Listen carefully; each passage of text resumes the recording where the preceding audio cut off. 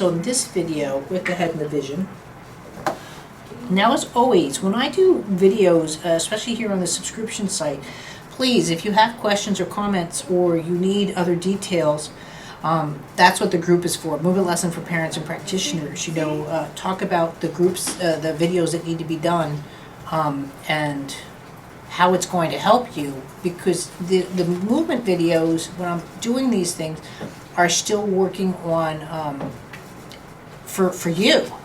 It's the way I teach videos, where I'm different is that it's not about just doing a video and it's generic. So this is where I'm going to get into a little bit what I'm doing here. If I just started, not every one of your children most likely have a perfect head, let's say. So there are a lot of flat heads, and that's what I want to start addressing right now in this video. So I'm just going around with my simple water bowl technique. If the technique of touch is still difficult for you, or not understanding the gentleness of Movement Lesson, please, right here in the subscription site is Foundations in Touch. It's a 3-day seminar that I did in Mumbai. It is a great little seminar. Just do it in a video sequence. It covers everything else. The boot camp, if you can get a hold of it, teaches great touch. I have enough videos out there of just explaining Movement Lesson touch. It's called the water bowl technique, or the wine glass, or whatever you're using, but it's really is a good technique. But right now I want to cover if the head is flat or has a shape thing. So now obviously I can't change the shape of Felipe's head. However, I'm going to change the props that I'm using within the head, right? So right now I'm just going to put an inflatable under a partial part of his head. So it's just going to go off the one side. So now already he's trying to adjust to that, which you and I would do. If I had you sleeping on a ball, you would adjust, right? One of the things you don't realize with our kiddos, what's normal to them is not an adjustment.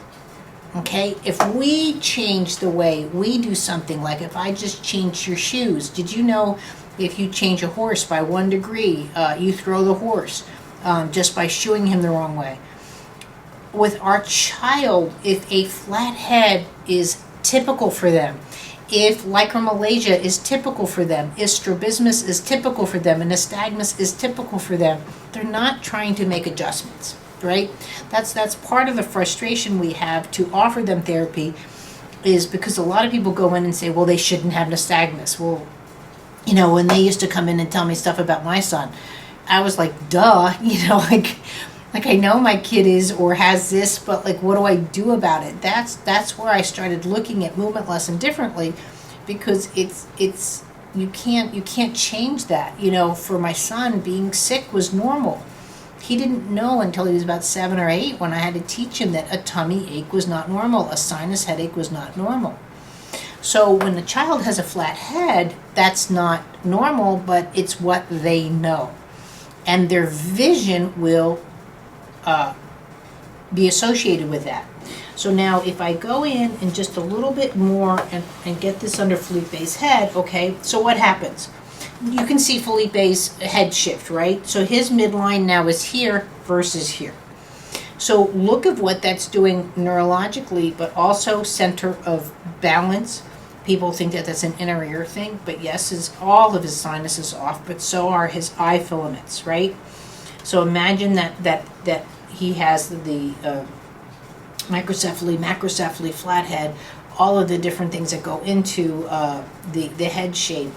So I'm pretending it's more flat behind the right ear, longer in the left. Another thing that happens too, depending on the type of flatheads, is it comes in and it spreads out through the lambdoidal mastoid sutures, right, as that gets elongated, right, and then you will see where the zygomatic arch and the temporal bone start to bulge out. These are going to change your ocular orbits. So those are other stresses that could occur. That being said, this video is for you to start appreciating if your child has flat head and vision. So the first thing you want to work on is to try to have that center of balance within the head. Notice I'm not trying to fix him or hold him in a way. I'm going to show you how to do that with this video.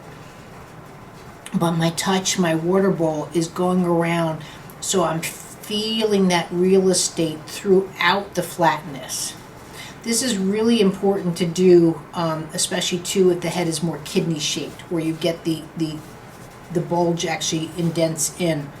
Now I'm not asking you to prop your child's head. I propped Felipe's head for him to act like he's got a flat head.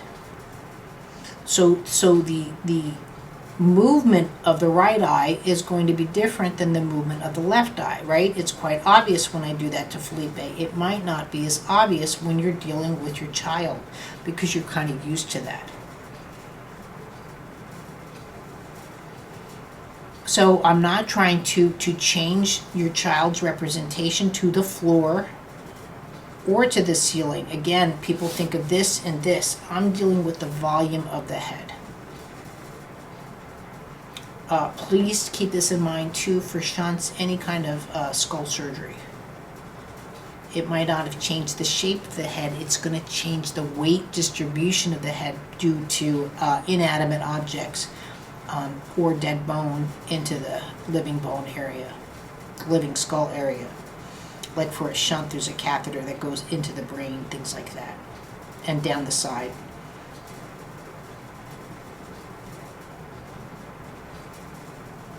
So now, again, I'm going to come in. I have to come around this prop a little bit. So he's going to come out. And again, this is again where Felipe's, quote, head would be as far as the shape. What I'm going to do now is I'm going to maintain that certain type of movement that I was doing. But now I slowly want to bring the eyes, not necessarily the nose, but eyes into a midline. So from that, I start to play. And this is where you start to look at your child's eyes, where they are in space. And I'm slowly moving. Now to do that, I might have to bring my right hand higher. This is going to be a little bit creative as I'm dropping that left hand. And again, so this is where, again, the head shape is lower or flatter on this side. So I'm going to go higher with my right side than I do with my left.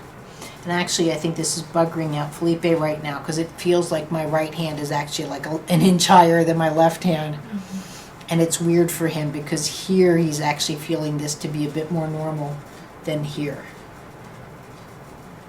But this is where I'm working with cranial work that I do and so forth, that I mimic as if the head shape is okay.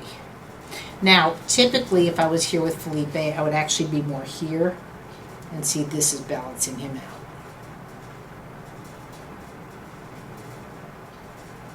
But if your child has macrocephaly, you're here.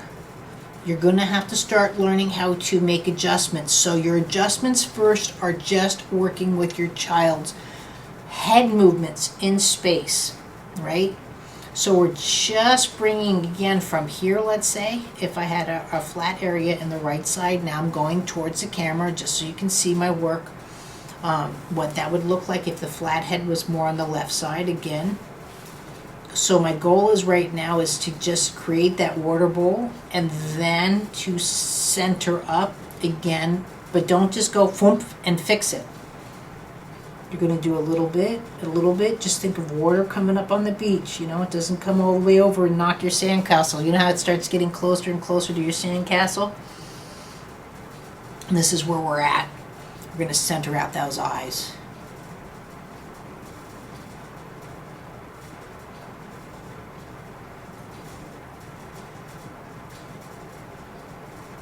And just allow those eyes to feel that horizontal space.